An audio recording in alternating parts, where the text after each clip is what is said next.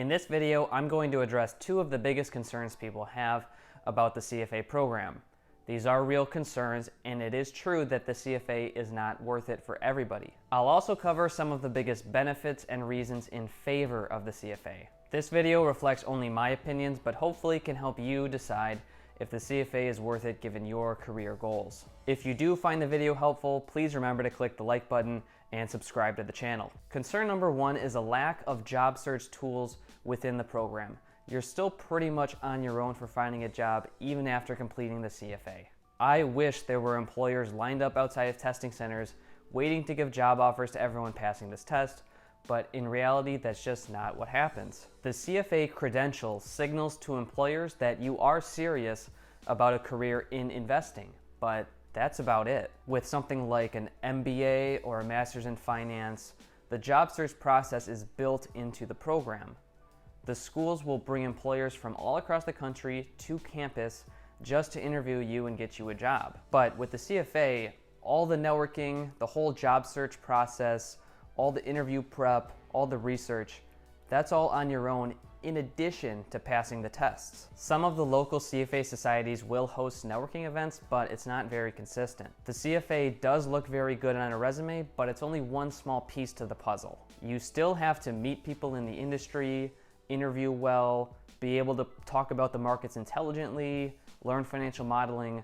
All of this is extra in addition to the CFA. The CFA is not a replacement for these other things. But if you go into the CFA program knowing this and you're passionate about investing, I don't think this should discourage you. Just make sure that you are networking and interviewing during the CFA process.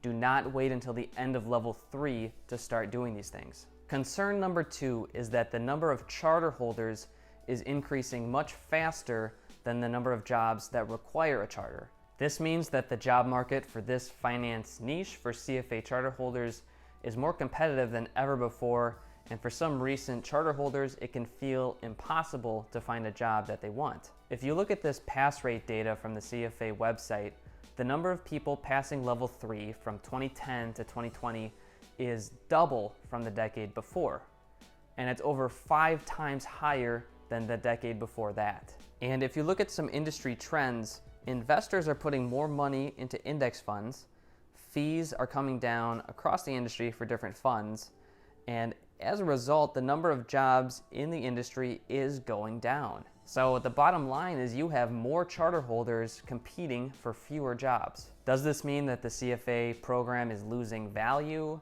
Not necessarily. I think it's a similar trend to college degrees. 50 years ago, very few people went to college. If you did go to college, you could get a really good job very easily. Today, a lot more people are going to college, but the number of jobs has not gone up as much. So you have a lot of people with college degrees who are in jobs that don't require that degree. I think it's a similar trend for the CFA. You have a lot more people with the charter. You don't have as many jobs that require the charter. So a lot of people who pass all the tests will not be able to get a job in the asset management industry. But if you really do want to be a portfolio manager or manage money, the CFA is becoming a bare minimum requirement.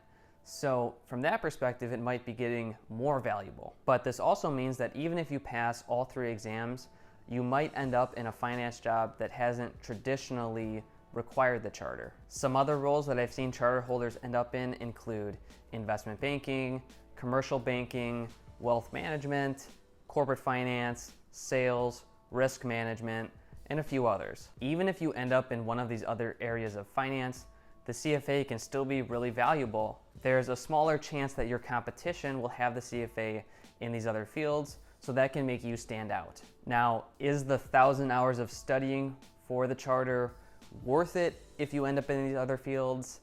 I think that depends on the person. It all depends on how much you intrinsically value the knowledge that you gain in the CFA program. How interested in investing are you actually? Now, here are what I believe are the 3 biggest benefits to the CFA program. Number 1 is it's a structured program to broadly learn about investing. It is the most comprehensive program out there, and you will learn a lot. Number 2, it's a signaling device. You're showing employers that you are passionate about the investment industry. you're proving that you have the discipline to handle such a rigorous self-study program. It's still the strongest credential in the industry, and it does make your resume stronger. Number 3 is you join the network of CFA charter holders. I know a lot of existing charter holders who will only hire other charter holders. They'll be more likely to help you out, give you an interview, connect you with their network if you pass all the tests. But the absolute best reason to do the CFA program, and I think the only reason, is if you are genuinely passionate about investing. Do you really want to learn the nuts and bolts of how to value stocks and bonds and alternative assets and how to manage money? Do you read the Wall Street Journal for fun? Do you talk to your friends about investing for fun? This exam is brutal, and if you don't like the material, it's going to be very difficult for you. And if you're really not interested in investing or finance, then you're probably not going to enjoy a job that requires the charter anyway. For me, I think the material was worth learning no matter what. Now I'm a lot more comfortable managing my own money. I understand current events a lot better. I like to talk about stocks with my friends. So personally, I'm glad I did it. Any career benefit to the charter is kind of an extra bonus or just a cherry on top, but that's just me. Please remember to click the like button, subscribe to the channel, and let me know what you think in the comments. See you next time.